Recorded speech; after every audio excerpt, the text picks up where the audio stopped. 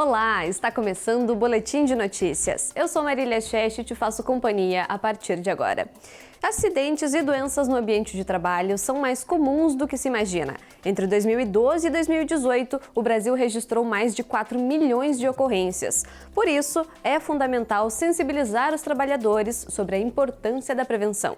Medidas como o uso adequado de equipamentos de proteção e capacitação sobre os riscos são essenciais. O analista de serviços Danilo Cunha passa praticamente o dia inteiro de trabalho sentado. Ele tem a preocupação de todos os dias fazer um rápido exercício antes de começar o expediente, para evitar as chamadas doenças ocupacionais.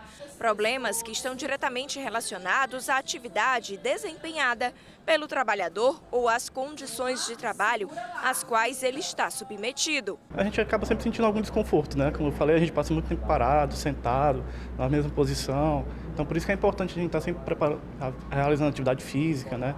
Então, esse momento da ginástica laboral, essa pausa que a gente dá para fazer essa ginástica, é importante para a gente alongar justamente essa parte do corpo, para que a gente não venha justamente a sentir essas dores, né? Esses desconfortos, né? Dores nas costas, muitas vezes nas mãos, no pescoço, aquela tensão que em alguns casos provoca a contração nos músculos. Tudo isso pode ser o início de uma doença ocupacional. As doenças hoje que afastam mais, as doenças mais comuns, né, são as doenças osteomusculares relacionadas ao trabalho, né? Aquelas lesões por esforço repetitivo, que é um conjunto de doenças, na verdade, que a gente engloba ali e é mais comumente conhecida como Lerdort, e os transtornos mentais. E esses exercícios, praticados pelo menos 3 vezes por semana, com acompanhamento de um profissional, podem mudar completamente a rotina de trabalho. Isso porque ficar muito tempo em pé ou sentado, ou ainda fazer movimentos repetitivos no dia a dia, podem ser prejudiciais à saúde e exigem uma atenção especial. Segundo dados do Observatório Digital de Saúde e Segurança do Trabalho, o Brasil registrou 4,5 milhões de ocorrências em trabalhadores entre 2012 e 2018, incluindo acidentes e afastamentos causados por doenças. De uma maneira gradual, esses problemas afetam a saúde do trabalhador, de forma silenciosa e lenta, desencadeando diversas enfermidades, como problemas auditivos, inflamatórios e psicomotores. A gente já conscientiza o colaborador em alguns exercícios que ele pode estar fazendo nos dias que não tem a ginástica, certo? Um alongamento da coluna cervical, torácica, lombar, que são assim os pontos principais para quem trabalha executando tarefas na maior parte do tempo sentado. O Brasil participou pela primeira vez de um teste internacional de habilidades de leitura entre crianças. O exame avalia a capacidade de leitura de alunos do 4º ano do ensino fundamental e o resultado não foi bom para o Brasil. O Brasil ficou na 39ª posição entre 43 países que participaram da avaliação. Perdemos para países pobres como Azerbaijão e Uzbequistão num exame internacional que mede habilidades de leitura de alunos do 4º ano do ensino fundamental, que são crianças entre 9 e 10 anos de idade. A avaliação foi criada em 2001 e analisa a capacidade das crianças em interpretar textos, estabelecer conexões entre as informações lidas e desenvolver senso crítico a respeito de um conteúdo. Por causa da pandemia, os 400 mil estudantes dos 43 países participantes foram avaliados de outubro de 2020 a julho de 2022. No Brasil, os estudantes participaram no fim de 2021. Além do Brasil estar entre os últimos países do ranking, o país apresenta um dos maiores índices de desigualdade entre os estudantes. De acordo com especialistas na área da educação, só 13% dos brasileiros têm nível de aprendizado adequado e 38% dos estudantes não dominavam as habilidades básicas de leitura. Na prática, significa que os alunos no Brasil conseguiram ler textos simples e localizar ideias que estavam explícitas. No nível mais avançado, registrado por países como Inglaterra, os estudantes conseguem interpretar as emoções dos personagens, avaliar o estilo do autor, fazer ligações complexas entre as ideias e estabelecer comparações mais elaboradas.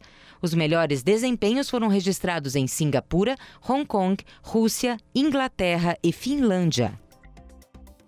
A medida sobre a redução da Petrobras para a gasolina e o diesel já começou a valer. Mas e nos postos? Nas bombas de gasolina, onde você abastece o seu veículo? Será que essa redução já chegou ou os motoristas terão que esperar? A redução de 12,6% na gasolina equivale a 40 centavos por litro. Já para o diesel, que teve redução de 12,8%, o valor é de 44 centavos por litro. Mas essa redução é para o combustível puro, ou seja, antes da mistura com álcool e biodiesel. Com isso, as refinarias são as primeiras a serem beneficiadas. O posto ele não compra o combustível da refinaria, ele compra o combustível da distribuidora. Então nós precisamos receber o repasse da distribuidora, para que o posto possa fazer o repasse na bomba para o consumidor. Em todo o Brasil, o preço do combustível varia de acordo com as regiões. Em Palmas, no Tocantins, por exemplo, o litro da gasolina está custando em média R$ 6,05. O diesel, R$ 6,09. Em Fortaleza, no Ceará, o litro da gasolina varia entre R$ 5,69 a R$ 5,99. Já em Curitiba, no sul do país, o preço da gasolina é encontrado por R$ 5,85 e o diesel chega a R$ 5,29. O anúncio da Petrobras gera expectativas nos consumidores. Aqui em Maringá, no noroeste do Paraná, por exemplo, o combustível é um dos mais caros do estado. O litro da gasolina hoje varia entre R$ 5,91 a R$ 5,99. Já o diesel varia entre R$ 5,09 a R$ 5,99. A redução anunciada pela Petrobras já está gerando esperanças de economia para os consumidores. Tudo que fala em questão de redução para o brasileiro é muito bom, porque o salário não acompanha os reajustes que vem tendo, Tanto do combustível, tanto na alimentação. Então, a gente fica bem feliz. Esperança de economia, É isso que o brasileiro sempre procura, Porque não está fácil, Tudo sobe todo dia alguma coisa, De modo geral, essa redução pode não ser sentida de imediato. O presidente da Associação Comercial e Empresarial de Maringá explica que o repasse deve ser gradativo, à medida que os postos receberem a redução das distribuidoras. A distribuidora que eu trabalho hoje me ofereceu um combustível 20 centavos mais barato na gasolina, e é importante também ressaltar que o diesel houve uma mudança de 44 centavos, mas a nossa distribuidora também só repassou 14. Então, muitas vezes o posto sai como vilão da história, mas na verdade isso não é verdade, porque foi como eu te expliquei, a gente depende muito do repasse da distribuidora para que a gente possa passar para o consumidor. E você já pensou em aprender um pouco mais sobre educação financeira? Um podcast sobre finanças foi a grande aposta de um casal que assumiu o compromisso de levar informações básicas e com uma linguagem muito simples a todos os brasileiros. Uma inspiração que veio após um chamado do Papa Francisco. Toda semana é assim. Ana e Augusto transformam o escritório de casa num estúdio. Preparam o material, conectam o microfone e pronto. É só começar. Bom dia, boa tarde, boa noite ou boa madrugada! Você está aqui no seu espaço de finanças e espiritualidade, o Educação Financeira para a Vida. Há 2 anos, eles desenvolveram o podcast Educação Financeira para a Vida, fruto de um chamado do Papa Francisco para realmar a economia. O casal juntou as formações. Ela é economista, ele teólogo, a fim de levar até os ouvintes dicas de finanças com uma linguagem acessível, partindo dos princípios da doutrina social e espiritual da Igreja. Quando eu fiz as minhas pesquisas lá da graduação e depois no mestrado, sempre pesquisei educação financeira e procurava alguma maneira de retribuir as pesquisas, porque eu fiz pesquisas com jovens católicos durante, a faculdade e depois o mestrado. E não sabia exatamente como. E foi aí que, conversando com o Augusto, quando a gente se conheceu, encontramos aí essa união entre as finanças e a espiritualidade, unindo os nossos conhecimentos, tendo também um projeto em comum que é algo muito legal, fortalece muito o nosso relacionamento, a nossa vocação, E isso se tornou um apostolado, uma missão do casal, Vamos dizer assim, um testemunho profético diante da igreja e da sociedade, uma contribuição que nós fazemos de coração aberto, né? Retribuindo às pessoas aquilo que a gente acredita, né? Que as finanças devem estar a serviço da vida. O Brasil é o terceiro país que mais ouve podcast no mundo, com 30 milhões de ouvintes. O podcast Educação Financeira para a Vida contribui nessa estatística. Com mais de 150 episódios, já conta com 17 mil reproduções, com ouvintes em 42 países, em 5 continentes diferentes. Além de você aprender com eles, né, algumas atitudes de sustentabilidade, de uma vivência econômica de forma madura, também tem sempre a questão de uma palavra do Evangelho, uma reflexão bíblica.